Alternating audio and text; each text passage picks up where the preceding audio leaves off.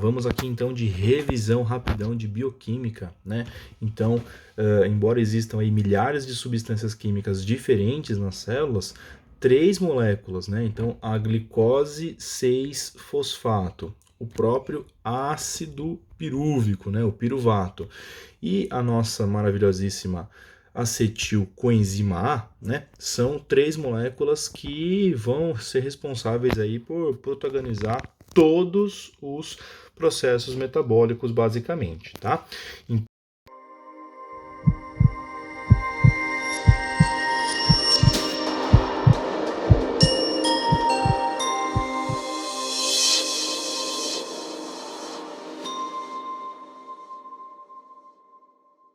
Então, essas moléculas, né, se encontram, vamos dizer assim, em cruzamentos metabólicos, né? Então, a gente vai estar mostrando aqui.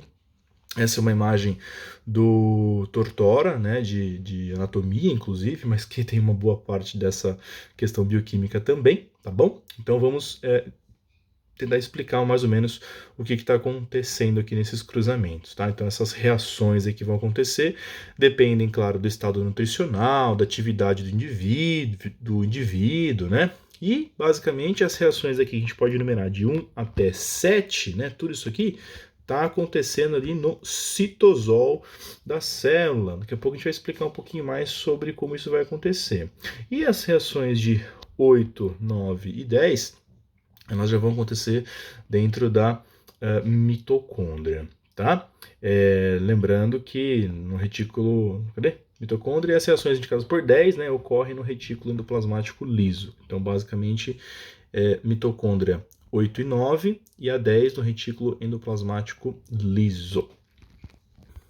Então aqui, reação 1. O que é a reação 1 aqui, né? O glicogênio nas células do fígado e dos músculos se transformando em glicose 6-fosfato e vice-versa. Então o que a gente vai ver aqui em 1 é a síntese de glicogênio, né? Então quando a glicose é abundante na corrente sanguínea, como ocorre logo após uma refeição, uma grande quantidade de glicose 6-fosfato é utilizada para a síntese de glicogênio. Então, o modo de armazenamento de carboidratos nos animais é através do glicogênio, né? Então, a clivagem, né, subsequente do glicogênio em glicose 6-fosfato ocorre por uma série de reações um pouco diferentes, né? Então, a síntese e a clivagem do glicogênio ocorrem principalmente nas fibras musculares esqueléticas e nos hepatócitos. Ali, número 2, né? Então, aqui número 1 é isso aqui. O número 2, que está aqui em cima, ó, o que vai acontecer nesse processo aqui do 2? A gente já tem a liberação da glicose para a corrente sanguínea, né, vindo lá do glicogênio, e se a enzima glicose 6-fosfatase estiver presente e ativa, como acontece no hepatócito, por exemplo, né, nas células renais também, tá? Então, a glicose 6-fosfato pode ser desfosforilada em glicose. Uma vez que a glicose é liberada do seu grupo fosfato, ela pode deixar a célula e entrar na corrente sanguínea. Então vamos lá, os hepatócitos são as principais células que podem fornecer glicose para a corrente sanguínea por essa via. Os músculos não, né? Então os músculos, todo o glicogênio muscular, ele vai ser degradado em glicose 6-fosfato, mas vai ser usado pelo próprio músculo. Agora aqui a reação de número 3, o que a gente vai acontecer aqui na reação número 3? A gente tem uma síntese dos ácidos nucleicos. Então a glicose 6-fosfato é o precursor utilizado pela via das pentoses, né? Lá nas células vai ocorrer a formação do corpo para a formação de ribose 5-fosfato. É um açúcar, né, que tem 5 carbonos e é necessário para a síntese de RNA, o ácido ribonucleico, e de DNA também, né? O ácido desoxirribonucleico, tá bom? Então é a mesma sequência de reações, também produz o nosso queridíssimo NADPH, que é um cara sensacional, vai ser muito utilizado na questão lá dos como é que chama? Da degradação dos lipídios, né? Então, essa molécula é um doador de elétrons e de hidrogênio em algumas reações de redução, como a síntese de ácidos graxos e de hormônios esteroides, tá? Sim, eu tô lendo essa parte, mas não tem problema. O número 4, essa reaçãozinha aqui, já é uma glicólise, né? Então, uma parte do ATP é produzida de forma anaeróbia por glicose, né? Então, uma parte do ATP é produzida de forma anaeróbica por glicólise. Bem pouquinho, na verdade. Vai gerar 4 ATP, só que 2 foram consumidos para poder fazer a reação. Então, na verdade, a gente tem aí um saldo de 2 ATPs gerados, né? E então, nessa conversão aí de glicose fosfato até ácido pirúvico, daqui a pouco a gente vai mexer um pouquinho mais, vai acrescentar processos aqui dentro que são relevantes, tá? Então, outra molécula-chave no metabolismo é o piruvato. Então, a maior parte das células do corpo realizam glicólise, né? E algumas, inclusive, são incapazes de realizar produção de ATP, que sejam por outras fontes que não glicose mesmo, tá bom? Legal. Vamos agora para a função do ácido pirúvico, né? Então lembrar que o ácido pirúvico, esse cara aqui, ele tem várias funções importantes no organismo. Então cada molécula de glicose com 6 carbonos que sofreu glicólise gera 2 moléculas de ácido pirúvico. Cada uma tem 3 carbonos, tá? Essa molécula, assim como a glicose 6-fosfato, se encontra num cruzamento metabólico. Com oxigênio suficiente, as reações aeróbicas, né, que consomem oxigênio da respiração celular, podem ocorrer. Então, se tiver oxigênio, opa, vai para o ciclo de Krebs e opa, vai lá para a cadeia de fosforilação oxidativa. Se o suprimento de oxigênio for pequeno, podem ocorrer as reações anaeróbias, né? Então, com muito oxigênio, reações aeróbicas, com pouco oxigênio, reações anaeróbicas, né? Deixa eu até mudar a cor aqui. Reações anaeróbicas para produção de ácido lático, para captação de alanina e por aí vai. Lembrar que a diferença molecular entre o ácido pirúvico e o lactato, né, é só o piruvato e o lactato, o ácido lático e o ácido pirúvico, é uma molécula de hidrogênio. Então, um hidrogênio separa um do outro aqui, beleza? Bom, vamos ver o que acontece nessa reação de número 5, então, na produção do ácido lático. Quando o suprimento de oxigênio em um tecido é reduzido, como acontece na contração ativa dos músculos, por exemplo, né, tanto estriado esquelético quanto cardíaco, uma parte do ácido pirúvico é convertida em ácido lático. E o ácido lático, então, se difunde para a corrente sanguínea, né? E é captado pelos hepatócitos. Então, uma hora vai chegar lá, ou esse ácido lático vai chegar no fígado. E no fígado, né, a parte funcional do fígado ali, os hepatócitos, é que vão converter esse lactato em piruvato de novo. Então, isso forma um ciclo, né? O ciclo glicose, lactato, glicose, também chamado de ciclo de Cori. Daqui a pouquinho a gente vai mostrar um pouco mais sobre isso. Outra coisa que vai estar influenciada aqui é a produção de alanina. Então esse cara aqui embaixo aqui, ó, né, o ácido pirúvico conecta o metabolismo de carboidratos com o metabolismo de proteínas, exatamente, quando a gente já está num jejum muito prolongado e tudo mais. Então, através da transaminação, um grupo amino, né, que é o NH2, pode ser adicionado ao ácido pirúvico, né, que era um carboidrato. Então, a produção do aminoácido alanina ou pode ser removido da alanina para a geração de um novo ácido pirúvico. Traduzindo, vamos de novo. Através da transaminação, um grupo amina pode ser adicionado ao ácido pirúvico para a produção de alanina. Então, quando eu tenho ácido pirúvico mais hidrogênio, eu tenho ácido lático.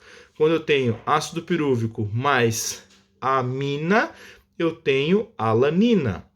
E essa alanina, através de transaminação, ou até desaminação, né? Mas aqui no caso é transaminação mesmo, pode perder a amina dela e virar um piruvato de novo, tá?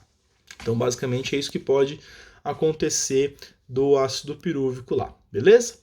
Vamos dar uma limpada nisso aqui para poder falar do 7. O 7 está muito bagunçado já. Pronto. Vamos limpar mais. Eba. Pronto, foi. O 7 vai ser o quê? Vai ser um outro processo, né? Então o 7 é esse cara aqui, que é o que a gente quer quando o ácido pirúvico está entrando lá no oxalacetato, para poder fazer o quê?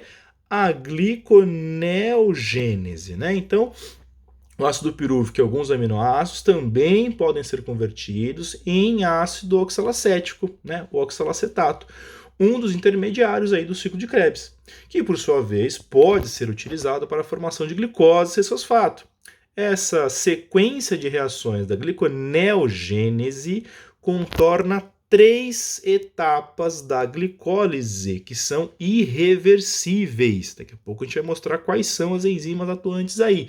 Mas lembrar que a glicólise tem 10 etapas, 3 delas são irreversíveis. E aí, então, o desvio do oxalacetato é que permite que o ácido pirúvico forme a glicose 6-fosfato na gliconeogênese, tá? Vamos agora para o 8, né? O papel da coenzima A. Esse carinha aqui embaixo aqui. Aliás, deixa eu dar uma voltinha aqui nele aqui para poder ficar mais fácil de entender o que está acontecendo, né? Então aqui, o papel da coenzima A, esse cara aqui. O que vai acontecer com ele?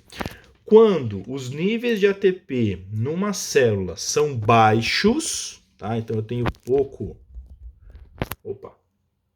ATP, mas eu tenho oxigênio. Se eu tenho pouco ATP, mas eu tenho oxigênio, basicamente o que vai acontecer?